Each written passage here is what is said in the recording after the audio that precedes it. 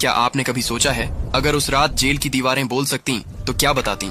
वो रात जब आकाश में बिजली चमकी, यमुना जी की लहरें उठी और एक बालक का जन्म हुआ जिसकी हंसी ने पूरी सृष्टि की किस्मत बदल दी। लेकिन उस रात एक ऐसा रहस्य भी जन्मा जिसे आज तक कोई नहीं समझ पाया। हजारों साल पहले मथुरा के उस अंधेरे कारागार में भारी बारिश हो रही थी। कंस की जेल के बाहर बिजली की चमक और अंदर देवकी की आंखों में आंसू।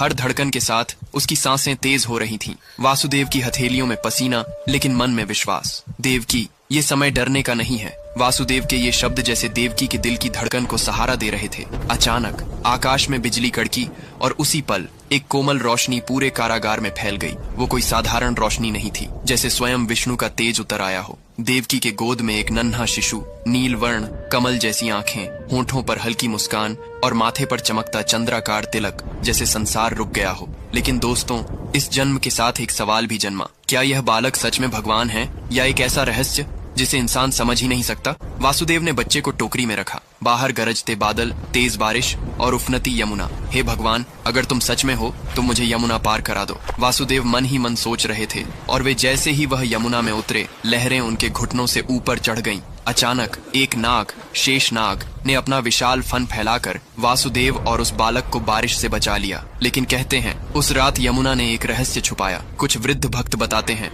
जब वसुदेव आधे रास्ते पहुंचे, पानी में एक छाया दिखाई दी, जैसे कोई स्त्री सफेद वस्त्र में जल में खड़ी मुस्कुरा रही हो और फिर लहरों में विलीन हो गई। कौन थी वो? आज तक कोई नहीं जानता। कुछ कहते हैं वो गंगा माता का रूप थी, कुछ कहते हैं स्वयं राधा कृष्ण के स्वागत में आई थी। वासुदेव जब गोकुल पहुंचे, नंद बाबा का घर दीपकों से रोशन था। यशोदा माँ गहरी नींद में थी, लेकिन उनकी बाहों में भी एक नवजात बालिका थी। कहते हैं जैसे ही वासुदेव ने दोनों बच्चों को बदला, एक अदृश्य शक्ति ने यशोदा के सपनों में कान में कहा, माँ मैं आ गया। लेकिन दोस्तों, असली रहस्य ये है, यशोदा ने बिना देखे भी महसूस कर लिया था कि उनके गोद में अब जो बालक है वो कोई साधारण बच्चा नहीं। और तभी से जन्माष्टमी के दिन मथुरा वृंदावन में रात को मंदिरों में दीपकों की कतार, भजन की धुन और गोपियों की नृत्य मुद्राएं मनाया जाता है। कुछ श्रद्धालु कहते हैं रासलीला के बीच एक क्षण आता है जब सभी नर्तक रुक जाते हैं और लगता है जैसे मुरली की